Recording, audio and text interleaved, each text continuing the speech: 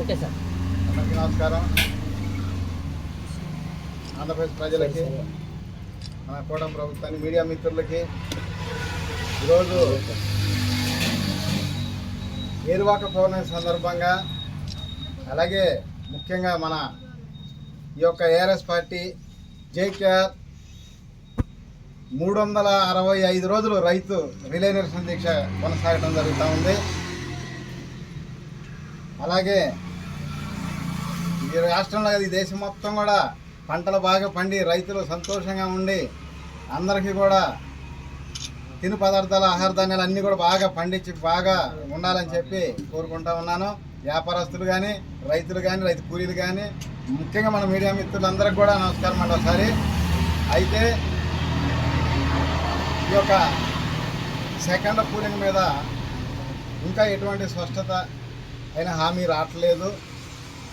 వాళ్ళు డబ్బులు ఇవ్వకుండా ఊరికి తీసుకొని ఏదో రూపాయికి 10 రూపాయికి అమ్ముకుందాం అనే ఆలోచనలోనే బినామీ కంపెనీ తీసుకొస్తున్నారు తప్ప, మరి పక్క రాష్ట్రాల్లో కూడా 237 కోట్లకి 300 కోట్లకి ఆ విధంగా భూములు అమ్ముకుంటా ఉన్నారు ఏలపాట పెట్టి.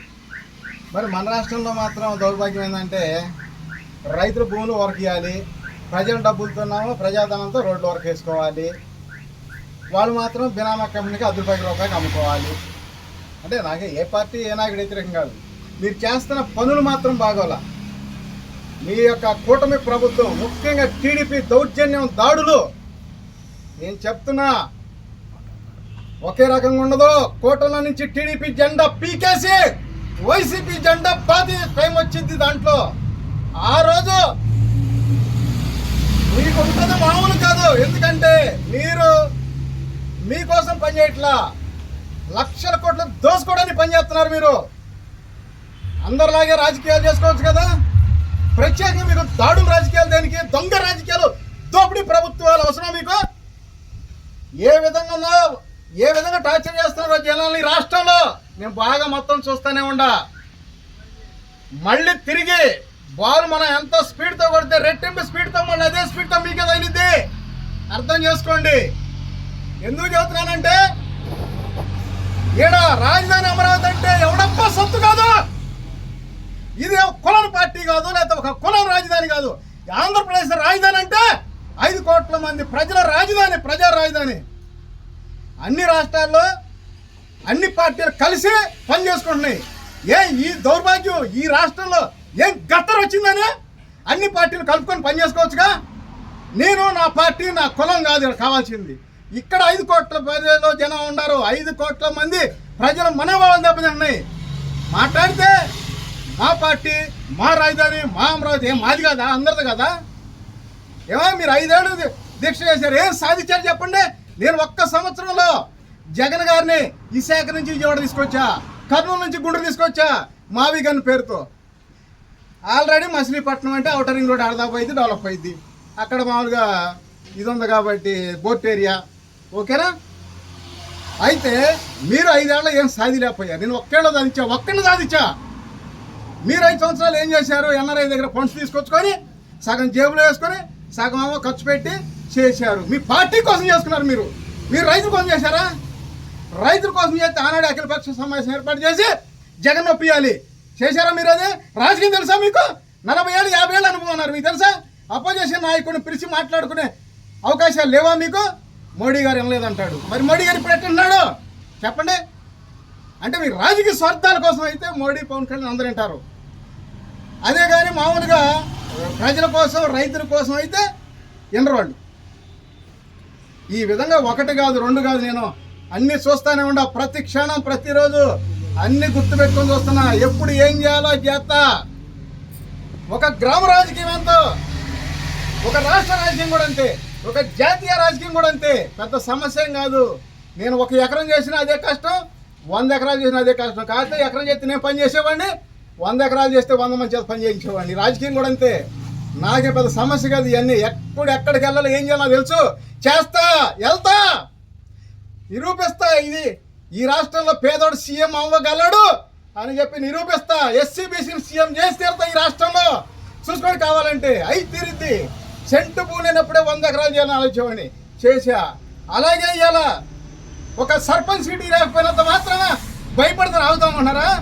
ఇదే రకంగా మన ఆంధ్రప్రదేశ్లో ముఖ్యమంత్రి కాదు, జాతీయ స్థాయి రాజకీయాలు కూడా చేస్తానని చెప్తున్నా. ఎందుకంటే మీరు చేసే దాడులు దౌర్జన్యాలు నా ఎంటికి ముక్కతో సమానం.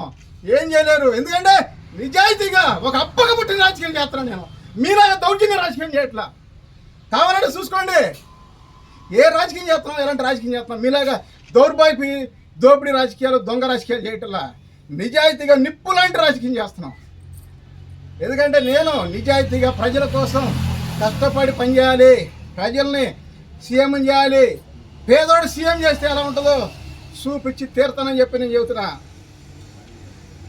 అలాగే మరి ఈ ప్రాంతంలో లోన్లు రైతులు భూములు లాక్కోవాలి, అమ్ముకోవాలి. రైతులకి ఎక్కడైనా సరే ఒక్క లోన్ కొత్త ఇస్తున్నాడా? పూలింగ్ తీసుకున్నారు. పూలింగ్ తీసుకున్న ల్యాండ్లో గజానికి 5,000 10,000 లోన్లు ఇవ్వాలి కదా గజానికి. మరి లోన్లు ఇచ్చారా? వాడు భూములు అయితే ఊరకనో కానీ వాడు లోన్లు వద్దు. ఈ చుట్టుపక్కల ప్రాంతంలో 10 కోట్లు పోయిన పొలాలు ఇలా ₹1 కోటి అడిగే పరిస్థితి లేదు. ప్రతిసారి ఎందుకు 2014లో ఎక్కడ ప్రమాణ స్వీకారం చేసి ఆడరాజు అన్నారు. 2015లో 2 సార్లు ప్లాట్లు పడేశారు. 2016లో నోట్లు రద్దు, 17లో GST బిల్లు, 18లో పవన్ కళ్యాణ్ మీటింగ్ పెట్టి ఆ స్వార్థం కోసం పాచిపోయిన లాట్లు అన్నాడు. మరి ఈ యొక్క సూట్ కేసుల బాబు చంద్రబాబు పెద్దబాబులు అన్నాడు. ఎవరు స్వార్థాలు చూపిస్తే ప్రజలు ఏమైపోవాలి? అలాగే 2019లో ఇంకొక ఆయన గెలిచాడు. ఆయన 14లో ఏం చెప్పాడు? ఇదే రాజధాని మాకు ఇష్టమే అన్నాడు కదా. మరి 3 రాజధాని అన్నాడు. సరే ఏదో అయిపోయింది, ఆయన దగ్గర శాస్తి చేశారు కదా ప్రజలు. మళ్ళీ 20లో ఫస్ట్ కరోనా, 21లో సెకండ్ కరోనా.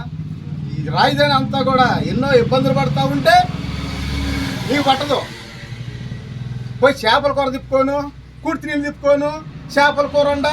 నేను చిన్నప్పుడే పని చేసుకోలేదా? లేదా మీ నాన్న మేమ్మ పని నేర్పలేదా మీకు? ఇప్పుడు అవసరమా? కళ్ళు దాగా తాటి ముంజలదేనా? ఏమాది వాలంటీర్ 3 ఏళ్ళు ఇస్తే వారం లేకపోయావు. వాళ్ళు పంచుతారు కదా పెన్షన్. మీరు పంచేది పెన్షన్లు మీ డబ్బా? ఎవడబ్బా సొత్తు? మీరు చేయంటే ప్రజలకు కష్టం అయ్యేది, ప్రజలు కట్టిన ట్యాక్స్లు అయ్యాయి, వాడు పంచుకుంటారా? మీరు వచ్చేది మాట్లాడితే డబ్బులు 1 కాదు 2 కాదు, మొత్తం టోటల్ తప్పు.